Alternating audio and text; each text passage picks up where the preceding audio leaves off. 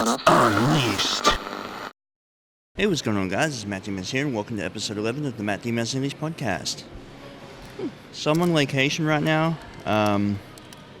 We're in Brisbane, well, a little west of Brisbane right now. I don't know, man. Whole world's going mad. I mean, you know, what do you want me to say? Coronavirus, you got the... Trump was found not guilty of the impeachment and all that shit, you know, it's... Everyone's losing their goddamn minds over it. The one thing in particular that caught my eye was the amount of people getting infected by the virus. It was it's gone up to about 30,000 people now, which is pretty scary. You know, there's potential for it to get extremely dangerous and volatile. It would be a disaster. Like, it would be like one of the worst disasters in mankind's history since the plague. Like, there's potential there for it to get extremely dangerous. And a lot of people don't seem to realize that. You know, if you've got people, one of these third world countries that can't afford to get good medical attention, they're the ones that are going to end up spreading the virus even further. And you see these people, they go on the internet and they meme this stuff to death. They're like, oh, it's no wonder you guys are sick. You guys eat bats, you guys eat squids and whatnot. No wonder you guys spread viruses and whatnot. I mean, that is kind of true, but at the same time, it's like, I don't think it's the only reason why these countries tend to make breed these insane viruses. I think it's more to do with just the general hygiene of a lot of the places. You know, there's a very large amount of, you know, destinated shitting street. Do I need to say more? I mean, just look at India right now. It's ridiculous. So, you know, that's one of the main reasons why diseases get spread, stuff like that. You know, it's not really much to do with the food they eat, although it is a contributing factor. I do believe the bad hygiene is probably a more contributing factor. Well, yeah, I do see what they're coming from, but it is kind of stupid, really, when they go on there and they're like, oh, you guys eat all this shit, no wonder you get sick. It's like, yeah, no, I don't know, it's more to do with the hygiene, really. So something occurred to me yesterday. I'm actually using the Surface Pro to record this right now. I got my Samsung Q2U plugged into it. It turns out that this Surface Pro is a victim of Flickergate, and I'm actually going to return this unit to Microsoft, and they're going to give me a replacement. So, yeah, it's kind of crazy how I'm like, that we're going on about how 2% of Surface Pro 4s had flickering screens or whatever, or scrambled screens like I have. And I'm like, shit, I should have bought a lottery ticket, am I right? And I'm, you know, under my breath, I'm like, yeah, right. It's got to be more than 2%. You know, there's literally thousands of people that have been reporting the issue, you know. So I'm going to ship this unit off to Microsoft. Actually, Microsoft support were very, very, very good. I was actually surprised. They're actually really helpful. They're like, yeah, man, we'll get that out to you. Just ship your unit to us and we'll ship you a replacement. A refurbished replacement, mind you, but they guaranteed that the flickering problem wouldn't be there anymore. And I'm like, okay, whatever. Yeah, because these things are actually discontinued. So the only units you see flying around are refurbished, or, you know, there's not really any brand new ones being made. Which sucks, because these things are really cheap now. I only paid like $6.99 for this Surface Pro 4. You know, it's absolutely insane. The i7, you know, the sixth generation i7, 2 cores, 4 threads, yeah, but it's pretty decent for a portable, like, tablet, 2-in-1 tablet unit, you know. Can run games pretty good, well, most of them. It struggles with a lot of them, actually. But, like, 2D stuff, runs full 60p, no issues. You know, like Skullgirls, you know, some other games as well. But yeah, you know, once I get this shipped out, I reckon I won't have any more issues, I hope, but you never know. With these things, you know, I could get the new unit I get could have the same issue. You know, there's always that chance. So, apparently Kirk Douglas died, and, you know, people on Twitter do what they do best and go on there and shit all over him, you know, over shit all over someone after they've died, you know. It's pretty ridiculous. I don't know what is wrong with these people. I never will understand what's wrong with them, but, you know, it is what it is. It's Twitter. It's toxic, cancerous sludge, biohazard right now. So these people will go on there and they'll say whatever they want. But, you know, I haven't really read that deep into the issue, but, like, judging from these YouTube commentators that have been covering what's been going on, it's basically the same old, same old. I really don't have the energy to go into it because I've seen countless situations like this, and I just cannot be bothered. So I've been doing a lot of thinking over the last couple of weeks. I was thinking about going into a new direction when it comes to business, because I've been trading stocks as of late, and I've made some progress, but it's nothing insanely good. I'm only ahead by a couple $100. The thing that I found interesting is that I had to actually go and sell everything because the coronavirus was making the stocks go absolutely ballistic. So they've been falling for a while, and AMD's been having a fallback as well, and all that other stuff. So I've been thinking I wait it out. I wait until the stocks get to their lowest, and then I'll buy again. And then we'll just have to see if the stock market just goes up again, and then I can just keep making money. You know, I was doing AMD, and then I tried. I was doing some of the Chinese markets or whatever. What is it? Was it IXT? I don't know. I can't remember. My portfolio is so freaking massive. It's got all this stuff there. But you know, you got basically what the virus is doing is it's making the market crash. But, you know, whenever there's a crash, there's going to be a, you know, peak. And that's when you need to buy. It's a huge gamble. If you're going to be trading stocks at the stock market, it's a gamble. You know, you're not always going to win. Even if you got the right information, even if you're taking all the right advice, you're watching all those YouTube videos, reading all those websites, you know, there's always going to be something that'll just come by and just kick you right in the balls, like the coronavirus, for example. As soon as that shit blew up in the media, stock market just collapsed. So, you know, you really have to be careful with that. You don't know what's going to happen. You have to keep your ears and eyes open. Anyway, that's all I got to say about that. So, yeah, Kobe Bryant, he's been deceased for a while now, and I don't know, it seems like the media is finally letting up now. They're not in such of a shark feeding frenzy as they were last week or the week before. So that's good. You know, there is at least some decency in these people, you know. It's not like Michael Jackson where they raved on and on and on about it for like several months. So I don't know if that's a good thing or a bad thing. It's still kind of cringe when you think about it, you know. And I mean, of course, it was, you know, Kobe's all about the Los Angeles. It was, you know, of course, the Hollywood media is going to be all over that, you know. But I'm surprised it didn't go on longer than it did. But you know, it's still kind of bullshit. But hey, that's the world we live in these days, you know. Someone dies, you got to profit off it. It's just ridiculous.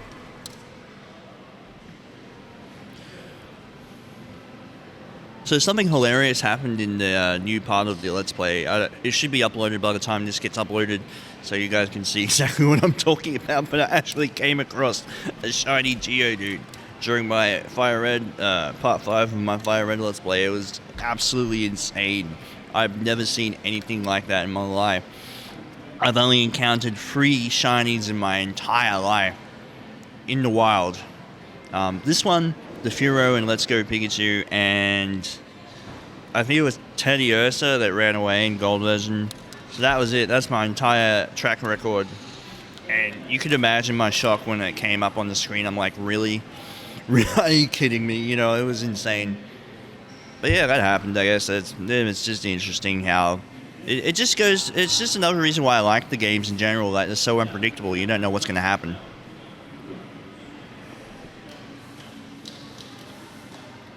I hope you guys are keeping warm up north.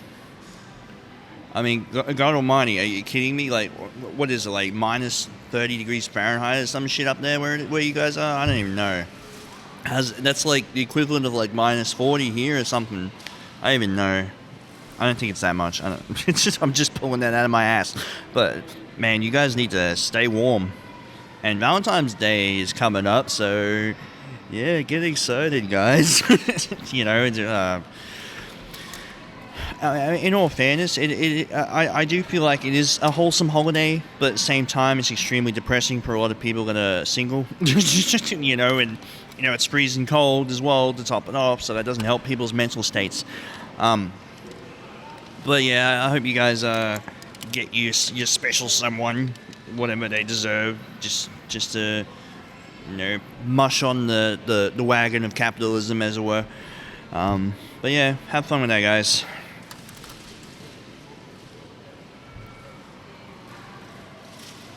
So I'm going to be completely real with you guys.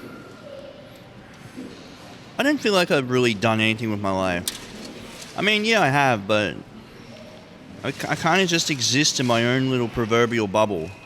But at the same time, it's like, I don't know, I don't know how to feel. Sometimes, like, my emotions are just, like, completely decimated. Like, it's like, I don't know, ever since I moved back to Brisbane, it's always been the same old, you know, it's, you know, go to a random place, pull out your laptop, record something, and then, it's, you know, and just go back home, you know, record a podcast, do a let's play, mix a song or two, record this, record that, edit this, edit that, there you go, there's your paycheck, buddy, you know, you're on your way. But I just don't feel like I've really contributed anything worthwhile, you know, even though, I get by, you know, I get paid, you know, I do what I need to do, but I just don't feel like I've really ascended to a level of credibility which would, you know, put me up there as one of the people that really did something, you know. I just kind of exist. And I don't know what to say about that. Maybe it's a good thing. Maybe it's a bad thing. Maybe it's a good thing I'm not in the limelight. I mean, screw that. Am I right? You know, people bothering you every 2 seconds. It's like, well, you know, do you even want that in the first place to begin with? And it's like, you know, if a guy like me that's in the background that does, you know, that gets my bread just doing stuff out of sight, you know, it's like, maybe that's the way to go. I don't know. You see all these, you know, audio engineers, you see all these guys that run all the TV shows, radio shows that just sit in the background, don't say a word, and they're making, like, what, 6 figures? I mean, it seems like the way to do it. You know, if you don't want to be in the spotlight, you might as well, you know, be in shadows. I mean, you know, it's kind of funny because the people that are in the shadows, a lot of the time they end up making more money than people in the limelight, which is hilarious. You know, if you think about, like, artists or musicians, like, you know, rappers even, you know, they're going to give all their money to managers, producers, lawyers, record labels get a piece of the pie as well, and they're left with, like, what, 10%? You know, even if it is a lot of money, you know, I mean, shit, if I had, like, several $1 million, I wouldn't be complaining. You know, they're still getting, you know, buck all, you know. It's just weird when you think about it, you know. But I guess I'm happy where I am. Wouldn't really have it any other way.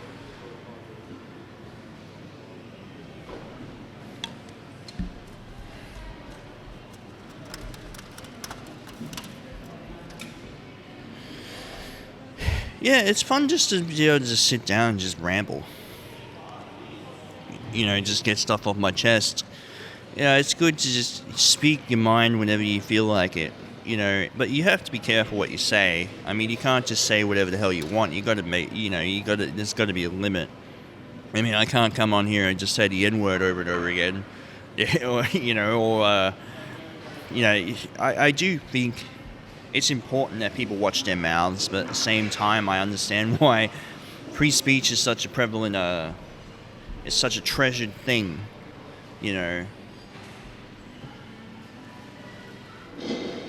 So, yeah, this is my attempt to try this new format out. This has been pretty fun, actually.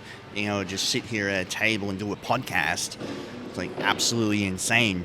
But I'll have to tinker around with the volume levels and stuff. Especially seeing I'm getting a new unit, I'll have to set up OBS again. I could probably just save these settings or whatever, and just transfer them over to the new unit. But yeah, you know, it's interesting.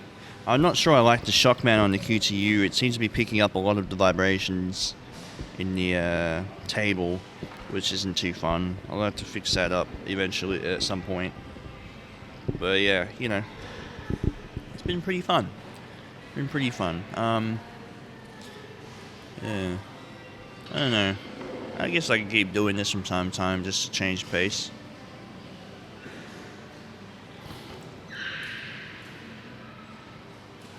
So I've been thinking. Yeah, I know I said that already, but I don't know. I think one way we could combat the coronavirus would just be to make antiviral treatments available to everyone. I mean, there's no reason why it shouldn't be, you know, available. I mean, we live in an age where computers can, like, machine learning can predict when DNA can, you know, transform or whatever. And I mean, machine learning, nanomachines in general, they could do a lot to help us. I think that's what's going to have to come down to eventually. Once technology gets to a certain point where, you know, we've got quantum computing, blah, blah, blah, you know, we can program ridiculous amounts of, like, calculations into one little robot, then, yeah, you know,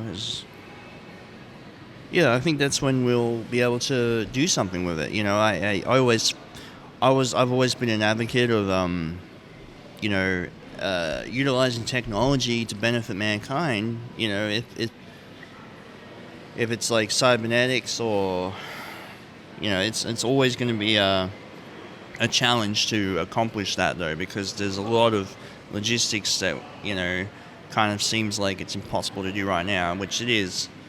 It's going to be in the next 20 or something years at least before this stuff can really start to kick off. You know, I'll be able to take a benefit from that if they invent some sort of robots that can cure my eyesight, that can give me 20/20 vision. You know, I wouldn't have to wear glasses anymore. You know, or for my joints that keep dislocating, they could, like, insert some nanomachines in there and just have them take care of that. You know, it would definitely help a lot of people, you know. And I think it's worth looking into. It's worth investing into, you know, because, you know, like it or not, it's the future. It's going to happen. It's inevitable. And people might as well start working towards it. And I think they have. I think recently they actually grew the very first robot. I think it was like a micro robot that kind of looked like something out of Dragon Ball Z, like Cell. You know, it's kind of interesting. Okay, I'll post a picture of it on the screen here. Yeah, I'll just layer that in and post. There you go. Isn't he cute? Yeah, this thing will be one of many of these robots that will definitely benefit mankind, and it'll be interesting to see how that pans out.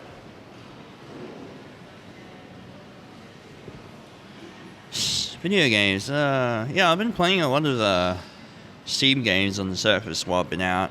I've really been enjoying this game called Adventure Capitalist. I think that's what it's called. Yeah, that's a very addictive game, and it's perfect for like a tablet or a mobile. Like, well, it's perfect for a device like my Surface Pro 4 because, you know, you just tap stuff. Because there's a touch screen and everything, and it's just perfect. You know, it just kills time, good fun. I like firing that up every now and then just to check up on how things are doing. It's pretty fun. Been playing a lot of Skullgirls as well on the Surface 4 Pro 4, which is, yeah, it actually runs pretty well on this thing. Would you believe it? You know, it's pretty decent. Too bad there's not much content in the game. I managed to finish the game in one day, like every single story. But yeah, I think I'll have to get the second Encore DLC or something at some point. We'll have to see how that goes. Yeah, it's been good fun. Basically Marvel vs. Capcom mixed with Street Fighter somewhat. Pretty good combat system. I really like it. Actually, I first heard of Skullgirls when Some Call Me Johnny did a review of it, and I was like, ooh, Well, I didn't really see the review straight away. I think I was a bit late to the party. I don't know. I can't remember, but it made me want to go buy it. And like, actually, no. I think Mark bought it for me in like 2017. I can't remember. Let me actually check Steam now and just have a look.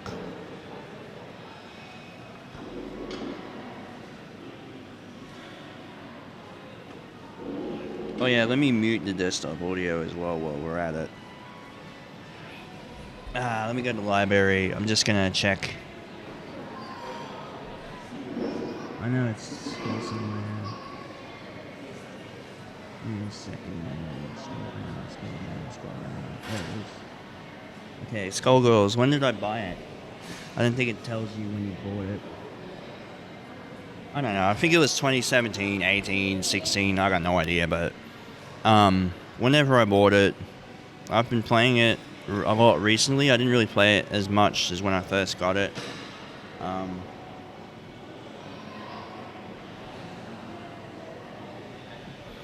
But yeah, it's been good fun. I don't know why it took me so long to finally get around to play it, but hey, you know, whatever works, I guess. Another game I've been playing a lot recently is Ace Combat 7 Skies Unknown. Very fun. It's a little bit tricky to get into, but once you get the hang of it, you know, you breeze through that shit, especially if you're on easy mode. I haven't really tried Ace difficulty yet, and I've got a feeling it's going to be nightmarish. The skill gap for this game is so ridiculous. I've seen YouTube videos of people just flying at blistering speeds through like obstacles and shit. It's like, no, I'm good, you know. I like the game, but I'm not that hardcore of a Ace Combat guy, you know. And I actually streamed my first time playing the game with the Merry Men guys and all that, and yeah, they were cringing and poking shit at me, but hey, I didn't do too terribly for my first try. And after that experience with them, I actually managed to finish the level I was having issue with in one go the next time. As soon as you know what you're doing, you can basically breeze through it. It's just a matter of getting your head together and not having so many people yelling in your ear, you know, and that's when you can, you know, complete the objective pretty quickly and efficiently. I think the level I was stuck on was fleet destruction, where I was trying to blow up the cores and collapse the bridges or whatever, and I was having issues with that, with them yelling at me because they were like, attack the core, what are you doing? Oh my god, you know. Once you get your thoughts together and you're by yourself solo and you attempt the mission, it's so much easier. You know, I've always had issue with my senses usually get overloaded when I have people yelling at me, you know. I just can't handle it. I don't know what that's about. I kind of feel like I'm just not used to team-based stuff, you know, like people yelling at you or whatever, because I kind of just don't like it in general. I mean, when I played League of Legends, it was a nightmare. It made me want to quit, and I did. I heard Overwatch was a really good team game, but now it's kind of toxic as well. But, you know, I don't know. But yeah, Ace Combat 7, good game. Check that out. I like the art style. Kind of reminds me of something out of Final Fantasy at times, but hey, you know, it gets the job done. Whatever works. Yeah.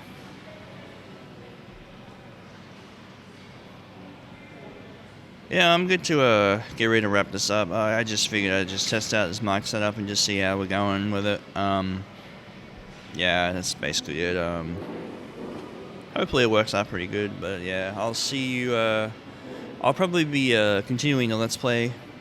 Gotta finish Fire Red, and I might go back and look at some of the older Let's Plays I dropped and resume one of them. I still need to get a new PS3, because mine's currently shit the bed.